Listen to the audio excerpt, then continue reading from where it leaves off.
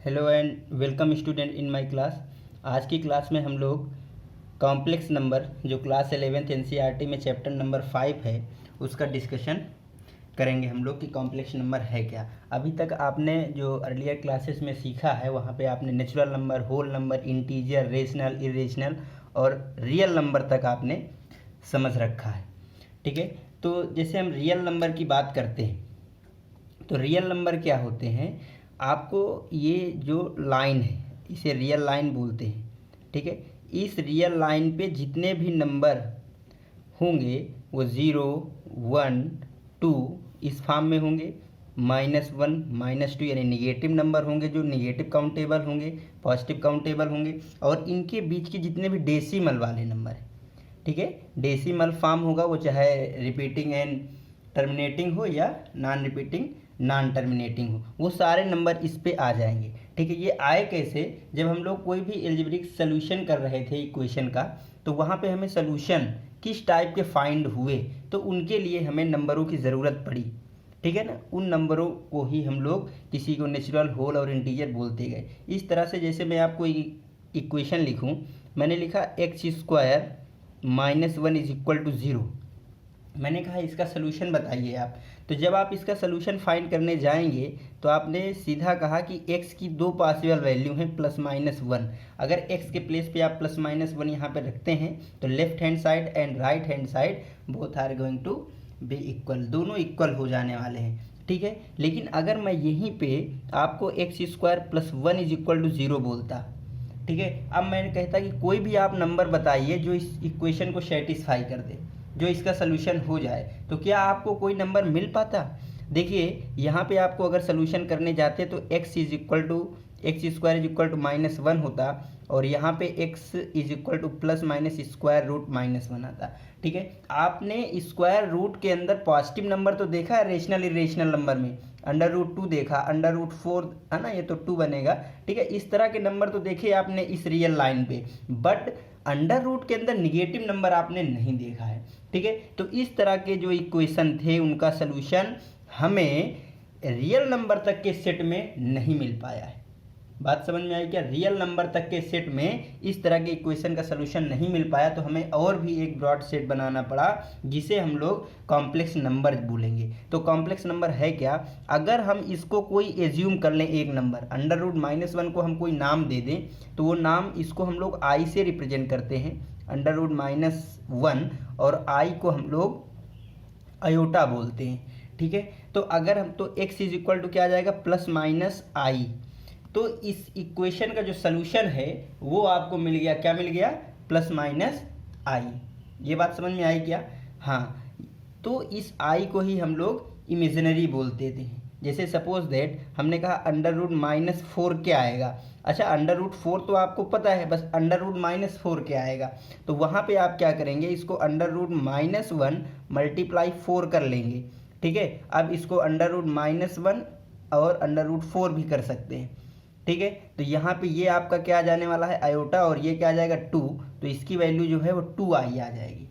समझ में आया ना? यानी i की जो वैल्यू है आपको √-1 ये एज्यूम कर लिया गया है और उसी के अकॉर्डिंग जो है हम लोग एक नंबर बोल दिए कॉम्प्लेक्स नंबर। उसका फॉर्म अभी मैं बताऊंगा। ठीक है, तो ये गेम केवल आयोटा का है, आई का है। बात समझ में आई क्या? ये बात आपको समझ में आई होगी। जैसे मैंने एक इक्वेशन लिखा x² -5, x² -5 = 0, इसका सलूशन मैंने कहा बताइए आप। क्लियर है ना? तो यहाँ से आपने क्या किया, x² यहाँ पे 5 किया और x आपने ±√5 इसका सलूशन बता दिया, जो कि आपको रियल नंबर पे ही मिल गया। लेकिन अगर यहीं पे मैं x² +5 = 0 का सलूशन पूछता, तब आप x² -5 जाते और यहाँ पे x ± ये आपको करना होता। क्लियर है क्या? तो इसके लिए आपको फिर क्या करना होगा, x ± और -1 आपका आयोटा बन जाएगा और ये √5i जो है इसका सलूशन आएगा। बात समझ में आ रही ना? हाँ, इसी तरीके से अगर कोई भी ग्रेटर इक्वेशन किसी भी फॉर्म की आ सकती है, x² + 2x + 1 = 0। अगर मैंने इसका बोल दिया, मैंने कहा इसका सलूशन आपको करना है, ठीक है। अगर इसका सोल्यूशन किए तो देखिए आप क्वाड्रेटिक फार्मूला से x is equal to minus b plus minus b की प्लेस पे 2 है, b square minus 4ac, b square minus 4ac। तो ऐसा करिए, इसको आप दूसरा वैल्यू 2 कर लीजिए, ठीक है। हाँ, नहीं तो यहाँ पे 0 हो जाता है। तो बी स्क्वायर माइनस 4ac की जब करेंगे तो 8 आ जाएगा ओवर 2a, तो यहाँ पे 2 होगा। क्लियर है। अब ये क्या आ जाएगा, -2 plus minus square root minus का 4 और डिवाइड में 2 आएगा। क्लियर है। यहाँ से क्या आ जाएगा, अगर 2 यहाँ से निकालेंगे तो -2 प्लस माइनस यहाँ से 2 आयोटा आएगा। क्लियर है ना। -4 मैंने 2 आयोटा बोला है, डिवाइड में आएगा 2। तो इसको जब आप सॉल्व करेंगे 2 कॉमन लेके तो -1 प्लस माइनस आयोटा, ठीक है, 2 से डिवाइड हो जाएगा। अब ये देखिए एक आपको फॉर्म आया नंबर का, -1 प्लस माइनस आयोटा। यही जो नंबर हैं आपके, ये आपका कॉम्प्लेक्स नंबर है, ठीक है। ये जितने भी फॉर्म है ये कॉम्प्लेक्स नंबर है। तो बेसिकली है क्या कॉम्प्लेक्स नंबर, आप उसको समझिएगा, ठीक है। तो कॉम्प्लेक्स नंबर क्या है, कॉम्प्लेक्स नंबर जो है ये आप समझिएगा कि वहाँ पे रियल एंड इमेजिनरी पार्ट से मिलके जो आपका कॉम्प्लेक्स नंबर बनता है, इसको आपको रियल पार्ट बोलते हैं, क्योंकि रियल, और ये आपको इमेजिनरी पार्ट बोलते हैं जहाँ पे आयोटा होता है, ठीक है। तो आप इसको लिख सकते हैं कि अगर if x and Y B 2 real number, दोनों रियल होने चाहिए, अगर ये दोनों ही रियल नंबर है A and B, then Z is equal to, इसको जेड से डिनोट करते हैं, ठीक है, Z is equal to x plus I Y be a complex number. ये आपका जो है एक कॉम्प्लेक्स नंबर होगा।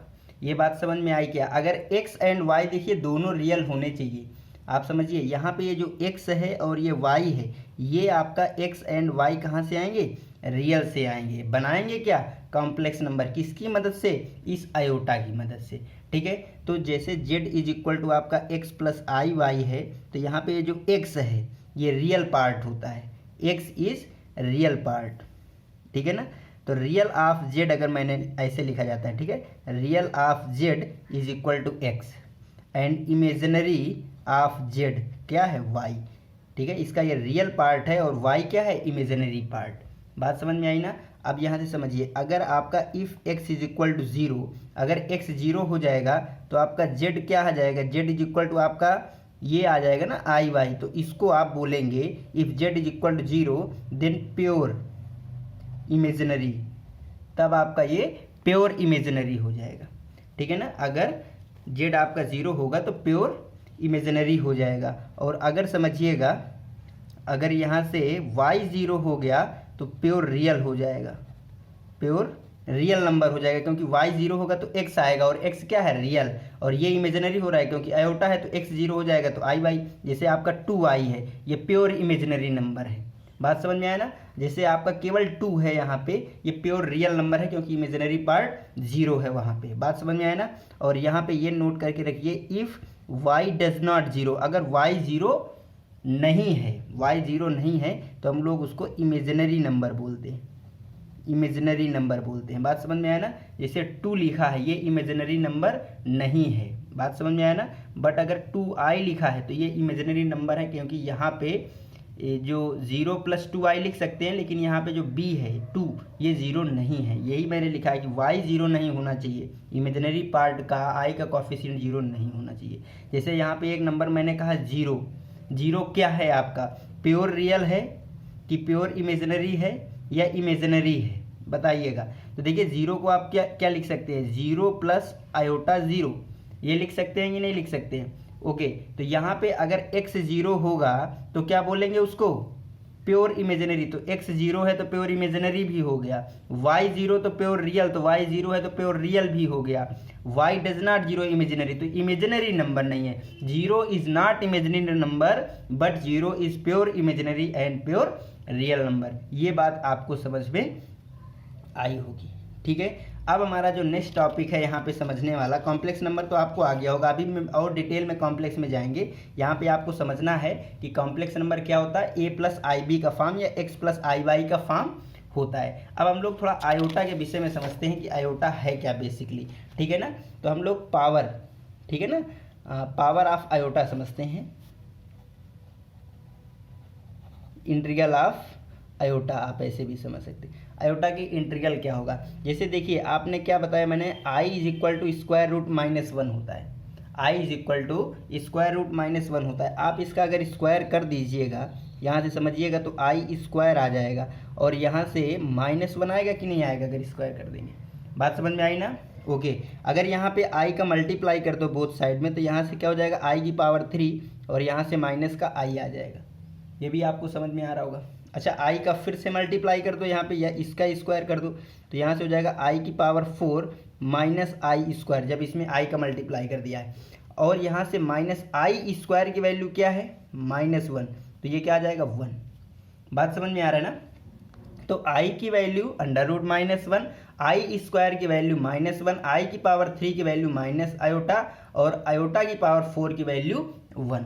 जैसे मैंने कहा इसमें फिर से आयोटा का मल्टीप्लाई करो तो आयोटा की पावर 5 बनेगा और यहाँ से आयोटा आएगा, तो देख रहे हैं ये रिपीट हो गई वैल्यू। मैंने कहा आयोटा की इसमें एक और मल्टीप्लाई करो तो आयोटा की पावर 6 हो जाएगा, यहाँ से आयोटा की पावर 2 हो जाएगा, देखो ये वैल्यू आ गई -1।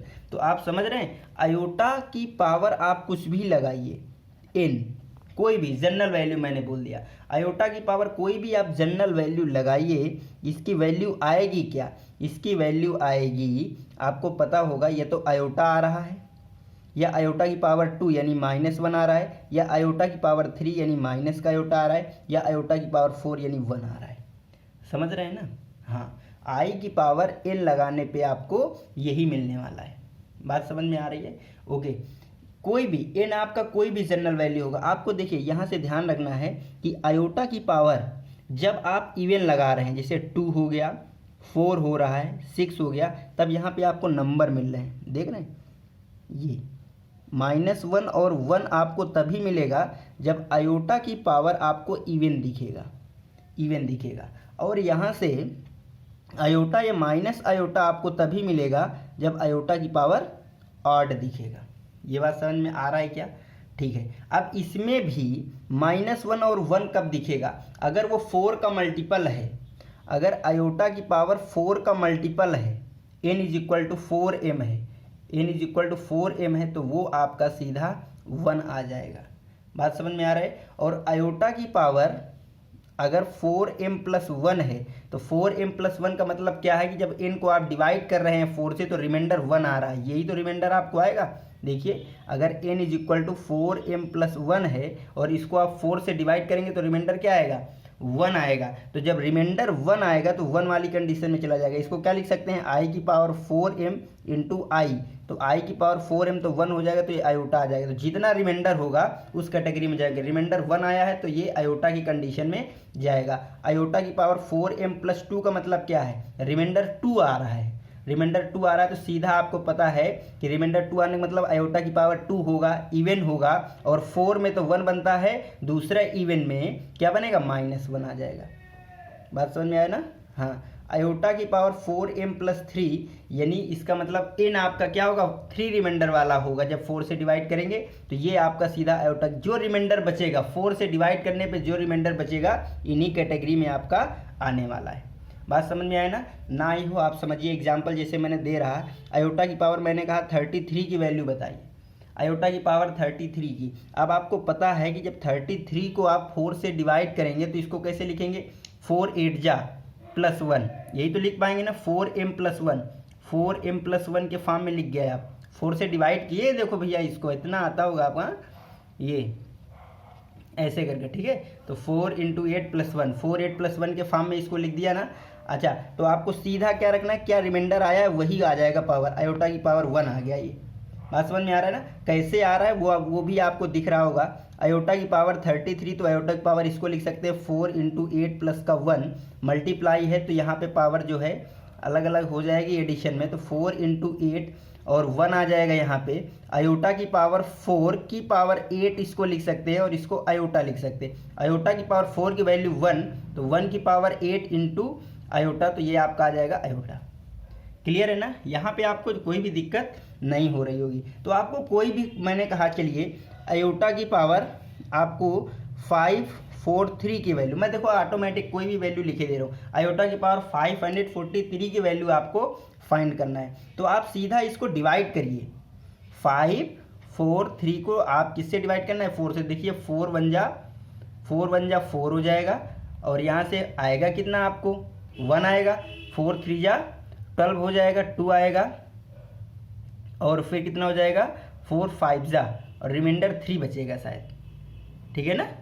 हाँ, रिमाइंडर आपको 3 बचेगा, तो सीधा आयोटा की पावर 3 आ जाएगा ये, ठीक है ना। आयोटा की पावर 3 होगी इसकी वैल्यू, और आयोटा की पावर 3 आपको पता है माइनस का 1 होता है। तो इस तरह आपको समझ में आ गया होगा कि आयोटा का इंटीग्रल पावर क्या होता है। और इसी तरीके निगेटिव वाले मैं नहीं बता रहा हूँ, यहाँ तो आपको समझ में आ गया होगा। अगर ये निगेटिव है तब क्या होगा, तो वो देखिए पॉजिटिव में बदल लो। जैसे सपोज दैट मैं इसी क्वेश्चन को आयोटा की पावर -4 5 3 पूछ लेता, ठीक है, तो क्या दिक्कत है, आप इसको 1 ओवर आयोटा की पावर 5 4 3 कर दीजिए, तो यहाँ से क्या आ जाएगा 1 ओवर आयोटा, इसकी वैल्यू क्या है माइनस का आई हो जाएगा।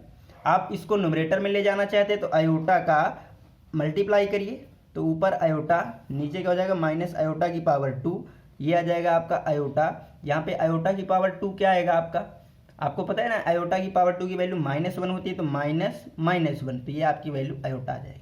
बात समझ में आया ना। हाँ, तो इस तरह आप खुद से समझ सकते हैं कि 1 ओवर आयोटा क्या लिखा जा सकता है, ठीक है ना, 1 ओवर आयोटा स्क्वायर है ना, इस तरह आप समझ सकते हैं। तो मुझे लग रहा है कि आपको जो इंटीग्रल पावर का सोल्यूशन है आपका आयोटा का, वो बिल्कुल समझ में आ गया होगा, ठीक है, ओके। अब यहाँ पे हम लोग थोड़ा कुछ कॉम्प्लेक्स नंबर की जो बेसिक प्रॉपर्टी हैं, जो किसी भी नंबर के लिए होती हैं, आपने पढ़ा भी होगा, closure property, associative property, existence of inverse, multiplication, ये सब जो प्रॉपर्टी हैं ये आपने सभी नंबरों के लिए पढ़ा है, और इसके लिए भी आपको पढ़ना चाहिए। एक बात देखो, यहाँ पे मैं बता दूँ आयोटा के लिए, आयोटा की पावर 0 जैसे आ जाए, सभी इंटीग्रल पावर के लिए तो आपने चेक कर लिया, आयोटा की पावर 1 2, आयोटा की पावर 0 की वैल्यू क्या होगी, तो आपको कुछ नहीं, इसमें आयोटा की पावर 0 आपका 1 ही होगा, ठीक है ना। हाँ, आयोटा की पावर आपका क्या होगा 1 ही होगा, ठीक, ओके। एक देखिए यहाँ पे मैंने जब √-4 को बताया था, तो ये चीज़ आपको अच्छे से एक चीज़ और समझ लेना है, यहाँ पे नोट करके मैं बता दे रहा हूँ। जैसे सपोज दैट आपका √AB लिखा है कहीं पर भी, तो √AB को आप √A मल्टीप्लाई √B तभी लिखेंगे, कब, जब या तो A और B दोनों क्या हों 0 से ग्रेटर हो, यानी पॉजिटिव हों, ये केस बने, या फिर सेकंड केस क्या है, A या B में से कोई एक, A में से या B में से कोई भी एक जो है वो निगेटिव हो तो दूसरा पॉजिटिव हो, यानी या तो दोनों पॉजिटिव हो। सिंपल लैंग्वेज में आप समझिए, √AB को आप √A मल्टीप्लाई √B लिख सकते हैं if and only if both A and B are positive, or only A positive or B positive. कोई दो में से एक आपको पॉजिटिव जरूर होना चाहिए। ये बात समझ में आई ना। अगर सपोज दैट √AB और A भी आपका <0 और B भी <0 है, तब इसको √A और √B नहीं लिख सकते हैं। जैसे एग्जाम्पल मैंने कहा, ठीक है ना, जैसे एग्जाम्पल है, मैंने यहाँ पे सपोज दैट √-1 मल्टीप्लाई √-1 किया, ठीक है, तो आप इसको समझिए √-1 का मतलब क्या है, आयोटा, √-1 का मतलब आयोटा, आयोटा की पावर 2, ये क्या आ गई -1 आ गई वैल्यू, क्लियर है ना। अच्छा, अब आप इसके मल्टीप्लिकेशन मेथड से आइए, तो √-1 मल्टीप्लाई √-1 इज इक्वल टू, अगर ये इक्वल कंडीशन होल्ड करेगा तो इसका मल्टीप्लिकेशन √AB होगा, यानी -1 होगा, माइनस माइनस क्या हो जाएगा, प्लस हो जाएगा, और यहाँ पे आ जाएगा 1, तो √1 यानी 1, तो यानी इसका मतलब क्या हो गया, इसकी √-1 इंटू √-1 की वैल्यू -1 आ रही है, और इसी की वैल्यू 1 आ रही है, यानी 1 इज इक्वल टू -1, है ना। तो ये आपका रॉन्ग हो गया। तो ये तभी आपको सही होगा जब दो में से या तो दोनों पॉजिटिव हों, या आपको दो में से एक तो कम से कम पॉजिटिव होना ही चाहिए, ठीक है। चलिए, अब मैं कॉम्प्लेक्स नंबर की प्रॉपर्टी के विषय में थोड़ा बता दे रहा हूँ। देखिए, कभी भी कॉम्प्लेक्स नंबर आपको लिखना हो तो सीधा कुछ नहीं, z = x + iy या a + ib, जो भी आपको उचित लगे खट से लिखिए। कॉम्प्लेक्स नंबर का नाम आते आपको दिमाग में इतनी चीज़ें ज़रूर आनी चाहिए कि a + ib का फॉर्म है। अब सपोज दैट दो कॉम्प्लेक्स नंबर है, एक z1 है एंड एक आपको z2, ये दो कॉम्प्लेक्स नंबर है। मैंने कहा आप z1 + z2 करिए, Z1 माइनस Z2 करिए, Z1 इंटू Z2 करिए और Z1 डिवाइड Z2 करिए। तो आपको समझ में आ रहा है, addition, subtraction, multiplication and division में सभी को डिस्कस करने वाला हूँ, आप कैसे कर पाएंगे, ठीक है ना। तो बात करते हैं Z1 प्लस Z2 की। चलिए मैं यहीं पे थोड़ा शार्ट में बता रहा हूँ, हालांकि आपको लेंदी हो जाएगा लेक्चर, बुक से समझेंगे तो ज़्यादा समझ में आ जाएगा। Z1 को आप समझिए, Z1 को मैंने यहाँ पे A1 प्लस IB1 ले लिया एंड Z2 को मैंने A2 प्लस IB2 ले लिया। देखिए मैं कभी कभी कॉम्प्लेक्स नंबर को, कभी कभी क्या स्टैंडर्ड नोटेशन है जेड, देखिए जेड फार और कुछ भी हो सकता है, जेब्रा भी हो सकता है, ठीक है। हाँ तो बुकों में देखा होगा ये थोड़ा बोल्ड लिखा रहता है ऐसे करके, ठीक है, बट यहाँ पे पेन से लिख नहीं सकते तो मैं ऐसे लिख देता हूँ। वैसे भी जैसे रियल नंबर लिखा जाता है ऐसे लिख दिया जाता है, तो ये बेसिकली आर से रेड भी होता है, तो आप ऐसे कर लीजिए, है ना। तो कोई भी समझेगा तो ये खट से रियल नंबर ही आएगा, नेचुरल नंबर है तो आप ऐसे कर दीजिएगा, ठीक है। स्टैंडर्ड नोटेशन तो जेड है तो मैं ऐसे करके कर रहा हूँ, ठीक है। कॉम्प्लेक्स नंबर को सी से भी नोट करते हैं, सी से, और ऐसे कर दिया जाता है, सी दिस, क्लियर है ना। ओके तो यहाँ पे देखिए Z is equal Z1 A1 plus I Z2, ये मैंने मान लिया। तो Z1 प्लस Z2 आपका क्या होगा, तो Z1 के प्लेस पे आपने रखा है यहाँ पे A1 प्लस IB1 और Z2 के प्लेस पे रखा A2 प्लस IB2, क्लियर है। अब यहाँ से देखिए रियल पार्ट, इमेजिनरी पार्ट आपस में ऐड होते हैं। तो यहाँ पे क्या लिख सकते हैं, ये होगा A1 और ये होगा आपका A2 एक पार्ट में, और ये होगा आपका IB1 प्लस का IB2, क्लियर है। तो ये तो आपका A1 प्लस का A2 हो जाएगा, और ये आपका I कॉमन लेंगे तो ये हो जाएगा B1 प्लस B2। अब यहाँ से देख रहे हैं ये भी आपका रियल नंबर है और ये भी आपका रियल नंबर है, तो ये भी आपका क्या हो जाएगा, रियल एंड इसको जोड़ कौन रहा है, इमेजिनरी आयोटा, तो ये भी आपका क्या हो जाएगा, कॉम्प्लेक्स नंबर ही हो जाएगा। तो दो कॉम्प्लेक्स नंबर का एडिशन भी कॉम्प्लेक्स होता है, क्लोजर प्रॉपर्टी यही बोलती है। बात समझ में आया ना। अगर इसको आप कैपिटल ए और इसको कैपिटल बी बोल दे तो ये आपका ऐसे दिखेगा, ठीक है। Z1 प्लस Z2 भी आपका कॉम्प्लेक्स आ गया, ऐसे एडिशन होता है। इसी तरह आप सब्ट्रैक्शन में कुछ नहीं करेंगे तो आपको साफ साफ पता चल रहा होगा, A1 प्लस यहाँ पे A1 प्लस IB1 और यहाँ पे आप माइनस करेंगे तो A2 प्लस IB2 हो जाएगा, और यहाँ पे आप जब करेंगे तो ये A1 माइनस का A2 और ये आयोटा इसके साथ आएगा, आयोटा कॉमन लेंगे तो B1 माइनस B2 आएगा, ये भी आपका कॉम्प्लेक्स होगा ऐसे करके। मल्टीप्लिकेशन में आप आसानी से समझ सकते हैं, यहाँ पे Z1 इंटू Z2, Z1 यहाँ पे समझिए मल्टीप्लिकेशन थोड़ा, Z1 इंटू Z1 आपका है क्या, A1 plus IB1, right. Z2 आपका क्या है, A2 प्लस IB2। अब मल्टीप्लाई करिए इसका, देखिए मल्टीप्लिकेशन आपको आता होगा, तो A1 का पहले इस पे करिए तो A1 A2, A1 का इसमें करेंगे तो आयोटा A1 B2, समझ में आया। इसका किया फिर इसका किया फिर इसका इसके साथ, तो आयोटा B1 A2, फिर आयोटा का इसके साथ होगा तो आयोटा का स्क्वायर आएगा भैया इसका इसके साथ, और B1 B2। मल्टीप्लिकेशन तो आपको आता होगा। तो यहाँ पे क्या हो जाएगा आपको A1 A2, आयोटा इससे कॉमन ले लीजिए तो यहाँ से हो जाएगा A1 B2 प्लस का B1 A2, और आयोटा की पावर 2 होता है माइनस B1 B2। तो मल्टीप्लिकेशन क्या हुआ, A1 A2 minus B1 B2 and यहाँ से आयोटा A1 B2 प्लस का B1 A2। अभी भी देख रहे हैं कि ये आपका रियल होगा, ये रियल होगा, तो ये भी आपका दो कॉम्प्लेक्स नंबर का मल्टीप्लिकेशन भी कॉम्प्लेक्स होता है, यानी कॉम्प्लेक्स नंबर मल्टीप्लिकेशन में भी क्लोज्ड है। ये बात चलिए आपको आगे ज़्यादा समझ में आएंगी, अभी मैं हल्का हल्का रिकॉल कर रहा हूँ। तो ये मल्टीप्लिकेशन आपका ऐसे होगा। डिवीज़न के लिए आते हैं, ठीक है। तो डिवीज़न में भी आपको क्या करना है, Z1 आपका क्या है, यहाँ पे A1 प्लस IB1 और डिवाइड में आपको A2 प्लस IB2 करना है, ठीक है। देखिए कॉम्प्लेक्स नंबर का फॉर्म है क्या, आप समझिएगा, complex number A plus IB form है ना, यानी प्लस अलग करता है इसको, ये रियल पार्ट और इमेजिनरी पार्ट के फॉर्म में अलग अलग आप बता पा रहे हैं क्या, यहाँ पे बता पा रहे हैं क्या।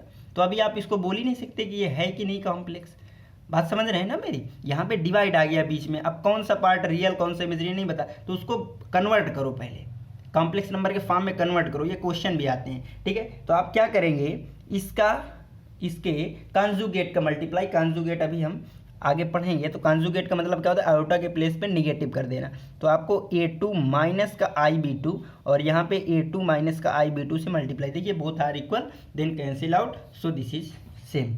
अब यहाँ पे आप मल्टीप्लाई कराइए तो a1 प्लस i b1 और यहाँ पे आ जाएगा a2 माइनस i b2 और डिवाइड में देखिए a2 प्लस i b2 और ये आ जाएगा आपका a2 माइनस i b2। अब इसका मल्टीप्लिकेशन आपको करना है। देखिए थोड़ा मैं डायरेक्ट कर रहा हूँ, आप समझिएगा a1 a2 फिर आपको करना क्या है,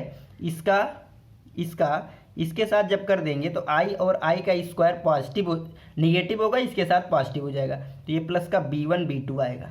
रियल पार्ट का मल्टीप्लाई इससे और इससे मिल गया, ठीक है। अभी इसका इसके साथ बाकी है, ठीक है, और इसका इसके साथ, तो जब इसका इसके साथ करेंगे तो आयोटा ले लिया और पॉजिटिव वाला पहले लिखेंगे तो b1 a2 और जब इसका इसके साथ करेंगे तो माइनस आ जाएगा, आयोटा बाहर हो गया तो माइनस का a1 b2 ये आपका आ जाएगा। और डिवाइड में देखिएगा ये a plus b and a minus b, ठीक है, स्क्वायर डिफरेंस बना तो a square minus b square, a square यानी a2 का स्क्वायर माइनस बी स्क्वायर यानी आयोटा का स्क्वायर और b2 का स्क्वायर, तो b2 का स्क्वायर b2 स्क्वायर आयोटा का स्क्वायर -1 जो इसके साथ प्लस हो जाएगा। अब इसको सेपरेटली डिवाइड करो तो a1 a2 plus b1 b2 और ये आ जाएगा आपका क्या a2 है, a2 स्क्वायर। देखिए प्रोसेस समझिए, कुछ a1 b2 में गलती हो जाए तो उतना थोड़ा माफ़ करिए। यहाँ से आयोटा आएगा, ये आपका क्या आ जाएगा b1 a2 माइनस का a1 b2 और डिवाइड में आपका आ जाएगा a2 स्क्वायर प्लस का b2 स्क्वायर। अब आपको पता चल रहा होगा कि ये आपका एक रियल नंबर है और ये भी आपको रियल नंबर है, सेपरेट आपका पॉजिटिव आयोटा कर रहा है, बात समझ में आ रहा है। तो ये आपका कॉम्प्लेक्स नंबर है, अलग अलग दिख रहा है, तो ये आपको डिवाइड ऐसे करके पता चल रहा होगा। तो मैंने सभी का फॉर्म बता दिया। यहाँ पे जैसे मैंने एक चीज़ और बताना चाह रहा हूँ, जैसे इन्वर्स आपको फाइंड करना है। आपको z1 है, ठीक है, 1/z1 आपको फाइंड करना है, z1 का इन्वर्स। तो देखिए क्या है 1/z1 क्या है आपका a1 प्लस का i b1, जस्ट सेम करना है, डिवाइड करना है। तो आप क्या करना है, इसके कॉन्जुगेट का मल्टीप्लाई, तो यहाँ से 1/a1 प्लस का i b1 multiply a1 minus का i b1 और यहाँ से डिवाइड में आ जाएगा a1 माइनस का i b1, मल्टीप्लाई करेंगे a1 माइनस का i b1, इसका मल्टीप्लाई करिएगा तो ये आ जाएगा a1 स्क्वायर प्लस का b1 स्क्वायर। देखिए ये आयोटा है ना तो इसलिए प्लस कर रहा है, ये स्क्वायर डिफरेंस के फार्मूला में माइनस ही होता है बट आयोटा का स्क्वायर आपको निगेटिव मिलता है। यहाँ से अलग डिफरेंस करेंगे तो a1 स्क्वायर प्लस का b1 स्क्वायर माइनस का iota b1 over a1 square plus का, कभी भी डिवाइड फॉर्म में होगा तो उसको चेंज करके आप कॉम्प्लेक्स फॉर्म में ऐसे चेंज करेंगे, ठीक है, वो अलग अलग फॉर्म में दिखे कॉम्प्लेक्स नंबर। बात समझ में आ रही ना? हाँ, अच्छा ये मत समझ लेना कि मैंने a प्लस आई बी का फॉर्म बताया, a प्लस आई बी का फॉर्म बताया तो a माइनस आई बी बन रहा है। a माइनस आई बी अगर बन भी रहा है तो आप समझिए a plus iota minus b कर सकते हैं ना, हाँ, तो ये कन्फ्यूज़न मत समझिएगा यहाँ से। तो ये आपको कॉम्प्लेक्स नंबर में एकदम एग्जैक्ट अभी समझ में आया होगा। इसी के बेस पे मैं आपको कुछ थोड़ा 1-2 एग्जाम्पल कराना चाह रहा हूँ। जैसे मैंने सपोज दैट एक क्वेश्चन लिखा, मैंने लिखा 3 plus z is equal to 3 plus 2 iota, clear है ना। ये मैंने एक क्वेश्चन लिखा और मैंने कहा इसका आपको मल्टीप्लिकेटिव इन्वर्स फाइंड करना है, मल्टीप्लिकेटिव इन्वर्स आपको फाइंड करना है। तो कैसे करेंगे, तो मल्टीप्लिकेटिव इन्वर्स होता क्या है 1/z आप पढ़ चुके हैं अभी तक है।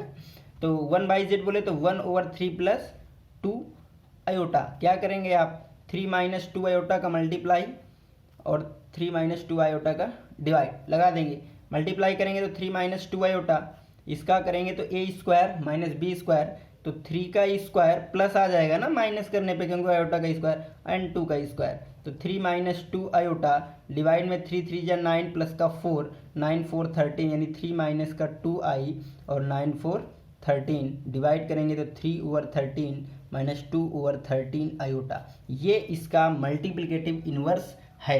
देखिए मल्टीप्लिकेटिव इन्वर्स का मतलब क्या होता है कि उसकी आइडेंटिटी बन जाए, आइडेंटिटी यानी इसका और इसका मल्टीप्लाई करने से आइडेंटिटी। देखिए मेरी बात फिर से समझिए, जैसे 2 है, 2 का मल्टीप्लिकेटिव इन्वर्स क्या है, तो वो नंबर जो इसके साथ मल्टीप्लाई होकर के मल्टीप्लिकेशन की आइडेंटिटी बना दे। मल्टीप्लिकेशन की आइडेंटिटी क्या होती है 1, एडिशन की आइडेंटिटी क्या होती है 0, ठीक है। मल्टीप्लिकेशन की आइडेंटिटी 1 होती है, क्यों? क्योंकि 1 को मल्टीप्लाई करने से किसी भी नंबर में चेंज नहीं आता, उसे ही आइडेंटिटी बोलते हैं। तो 2 इंटू 1/2 करेंगे तो क्या आएगा? 1 आएगा ना। तो इसी तरीके से अगर 3 + 2 आई और इसका मल्टीप्लाई आप करिएगा, आपको 1 ही मिलेगा। अगर 1 मिल रहा है तो ये इसका इन्वर्स है, और अगर नहीं मिल रहा तो आप समझिएगा वो उसका इन्वर्स नहीं है। बात समझ में आ रहा है? एक बात देखो, मैं यहाँ पे और बताऊंगा आपको कि इक्वलिटी क्या होती है, ठीक है ना।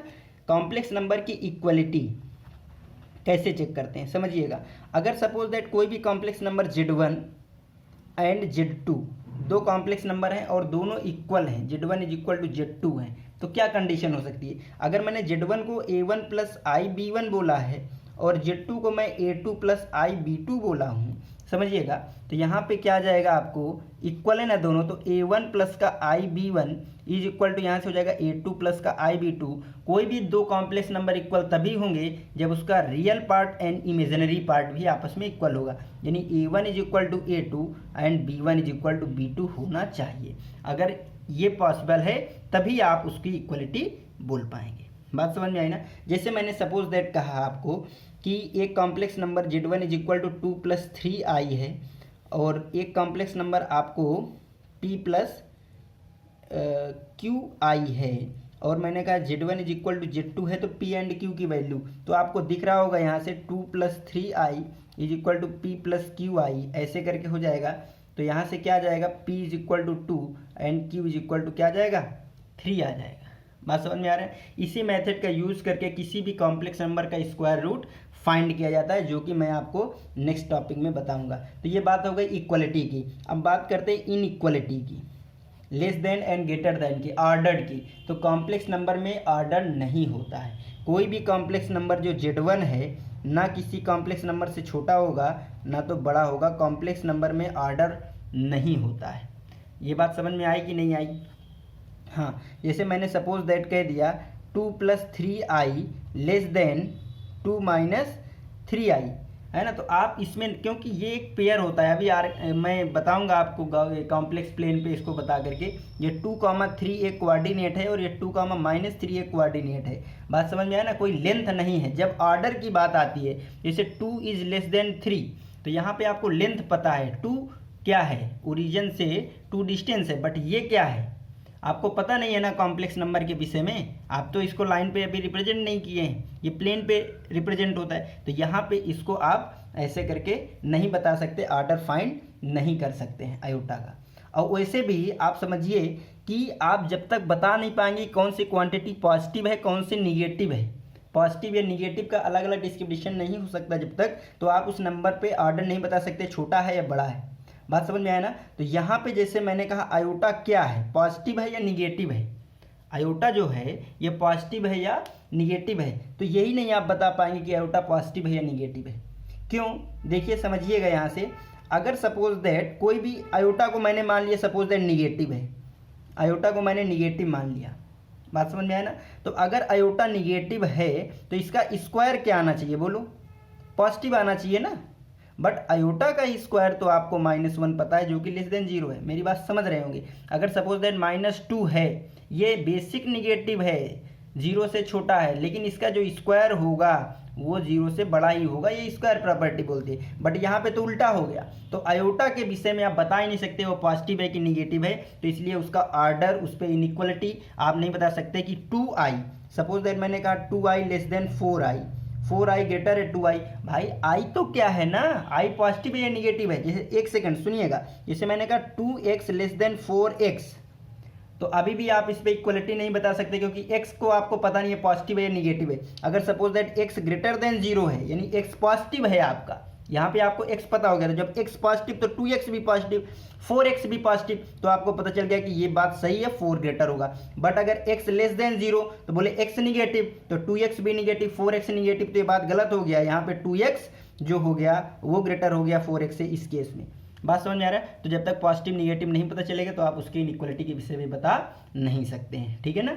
ओके, तो कॉम्प्लेक्स का नंबर का जो बेसिक इंट्रोडक्शन था वो मैंने यहाँ पे दे दिया है, एओर्टा का भी, जिससे आपका थोड़े बहुत क्वेश्चन जो आपकी बुक में है सॉल्यूशन होना शुरू हो जाएगा।